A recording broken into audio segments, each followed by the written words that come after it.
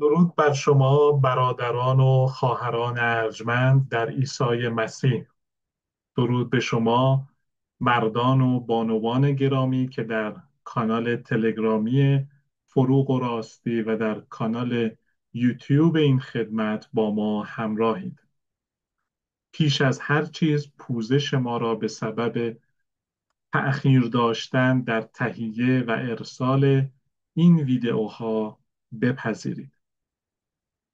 همانطور که آگاه هستید در جلسه پیشین در نشست پیشین درباره نکته‌هایی سخن گفتیم که دلیل‌های آغاز این سلسله از درس گفتار هاست.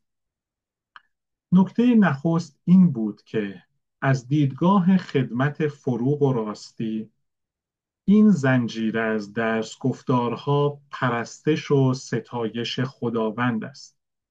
نکته دوم این بود که این سلسله از درس گفتارها هم برای باورمندان سودمند است و هم برای ناباورمندان، زیرا هر دو گروه را به اندیشیدن درباره کلام خداوند فرا می‌خواند، به اندیشیدن بیش از پیش درباره کلام خداوند.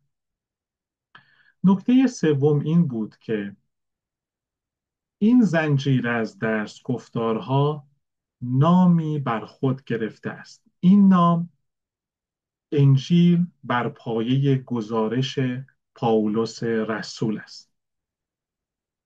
همانطور که آگاهید در میان نوشته های مقدس روزگار پیمان نو یا عهد جدید 4 نوشته که در آغاز نوشته های عهد جدیدی آمده‌اند به طور خاص انجیل نام گرفتند که به ترتیب آشکار شدن در عهد جدید انجیل متی، انجیل مرقس، انجیل لوقا و انجیل یوحناست.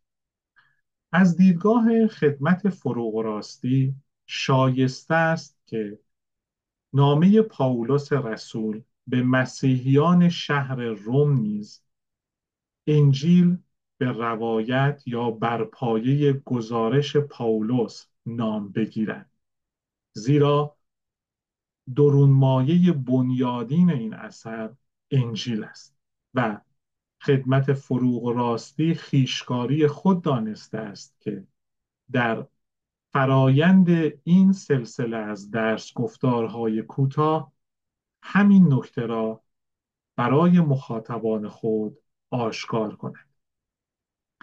نکته پایانی که در نشست پیشین به او پرداخته شد درباره برگردان فارسی بود که در این زنجیره از درس گفتارها محل رجوع ماست. برگردان فروغ و راستی از نامه پائولوس رسول به کلیسای خدا در شهر روم مرجع کتاب مقدسی ما در این زنجیره از درس گفتار هاست. البته سود بردن از دیگر برگردانهای فارسی کتاب مقدس همیشه و به یقین سودمند خواهد.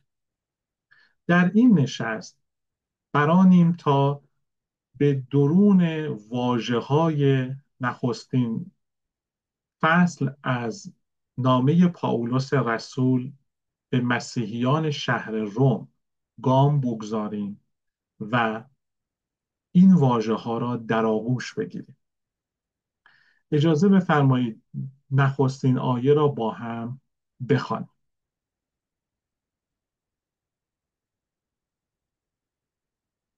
در نخستین آیه پائولوس رسول خطاب به مسیحیان شهر روم چنین نوشته است: از پائولوس، بنده کارگزار عیسی مسیح، فرستاده‌ای فراخوانده شده، جدا گشته شده از برای مژده خدا. همانطور که ملاحظه فرمودید در این آیه واژه کلیدی واژه بنیادین یا یکی از واژه‌های بنیادین و کلیدی واژه بنده است. در برگردانهای گوناگون فارسی از این بخش از کتاب مقدس به جای واژه یونانی که معادل واژه بنده است، واژه‌های خادم و غلام نیز به کار برده شده است. خدمت فروغ و راستی به این نتیجه رسید که در این بخش از کتاب مقدس واژه رسا و شایسته تر برای واژه یونانی واژه بنده است. یکی از ویژگی ها این است که این واژه یک واژه فارسی است در قیاس با واژه غلام و واژه خادم، اما این تنها دلیل و بنیادی ترین دلیل برای برگزیدن واژه بنده نیست. در این نشست قصد ما این نیست که به دلایل ژرف‌تر گزینش واژه بنده بپردازیم که البته پرداختن به آنها ضروری خواهد بود و دستور کار ما برای نشست‌های بعدی این سلسله از درس گفتارهاست. اما آنچه که در این نشست قصد داریم به او بپردازیم بیان دیدگاه یکی از شبانان برجسته و یزدانشناسان برجسته جهان پروتستان و جهان مسیحی است. شبان جان مک آرتور. شبان جان مک آرتور درباره معادل عذرخواهی میکنه یونانی واژه بنده چنین نوشته است، نکته هایی را چنین بیان کرده است. نخستین نکته‌ای که ایشان بیان کرده است این است که واژه یونانی دولوس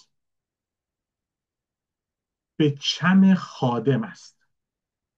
اگر واژه سرونت در انگلیسی را معادل واژه خادم در نظر بگیریم، در نظر ایشان واژه سرونت واژه‌ای است که برگردانی مناسب در زبان انگلیسی برای واژه دولوس یونانی است. در اینجا واژه چم همانطور که می‌بینید به معنی است. واژه فارسی به معنی است. وقتی میگوییم به چم خادم یعنی به معنی خادم. اما همانطور که گفتم از دیدگاه خدمت فروغ و راستی واژه بنده برگردانی مناسب تر است. نکته دومی که شبان جان مک آرتور به او اشاره کرده است این است که در فرهنگ یونانی این واژه یعنی واژه دولوس در بیشتر نمونه های به کار رفتهش از بنده یا برده‌ای سخن می کند که ناخواسته و پیوسته برای کسی کار می کند. برده ای را در نظر بگیرید در روزگاران باستان که نه به میل خود نه به خواست خود و برای تمام روزگار زندگیش میبایست در خدمت کسی میبود. واژه دولوس در آن فرهنگ به چنین کسی اشاره دارد، فردی که ناخواسته و پیوسته تا پایان روزگار زندگی این جهانیش میبایست کسی را یا کسانی را خدمت میکرد. نکته سومی که شبان جان مک آرتور به آن اشاره میکند این است که پائولوس رسول این واژه را در حال و هوای فرهنگ عبری به کار برده است.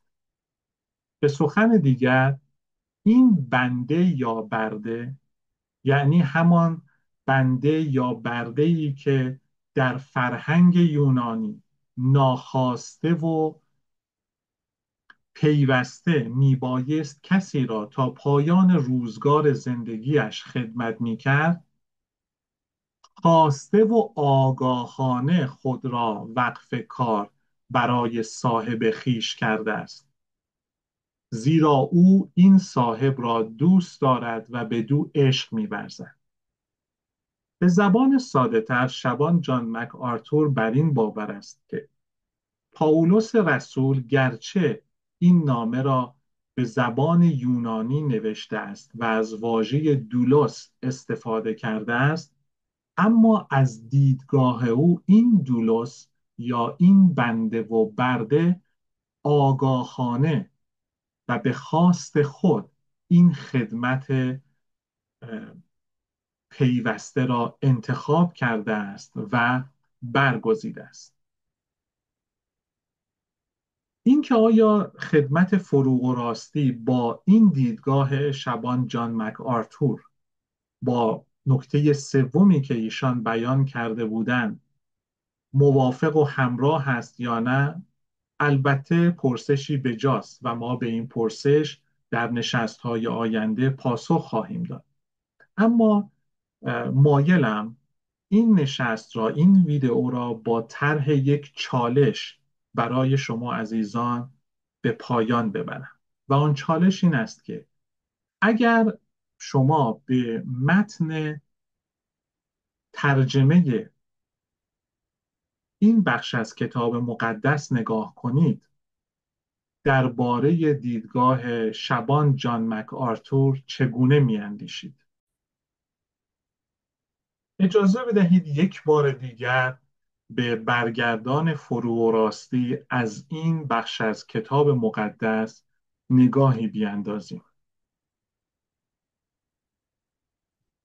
بر پایه ترجمه فروغ و راستی این گونه خواندیم که از پائولوس، بنده کارگزار عیسی مسیح، فرستاده‌ای فراخوانده شده، جدا گشته شده از برای مژده خدا.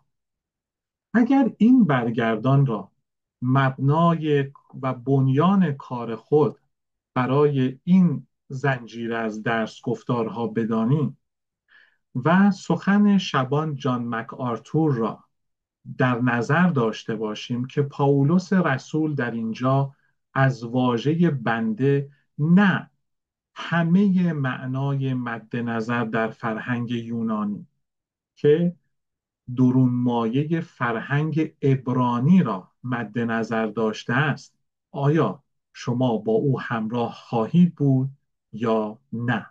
واژه های پائولوس رسول و جمله او چه به ما میگوید و چه چیز به ما میآموزد؟ آیا این بنده بودن امری خواسته بوده است و آگاهانه یا امری ناخواسته و ناآگاهانه؟